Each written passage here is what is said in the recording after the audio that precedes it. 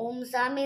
அறியும் அறியாமலும் தெரியும் தெரியாமலும் செய்த சத்து கொடுத்த காத்த வேணும். ஓம் ஸ்ரீ படியட்ட படி வாழும் இல்லாத வீரன் வீரமணி கண்ணன் காசி ராமேஸ்வரனும் பன்னிமணி அணுக்கியாலும். ஓம் ஸ்ரீ ஹரிய சுரன் அந்த ஐயப்பன் சுவாமியே சரணமையப்பா. ஓம் சாமியே சரணமையப்பா. ஓம் சாமியே சரணமையப்பா. ஓம் சாமியே சரணமையப்பா.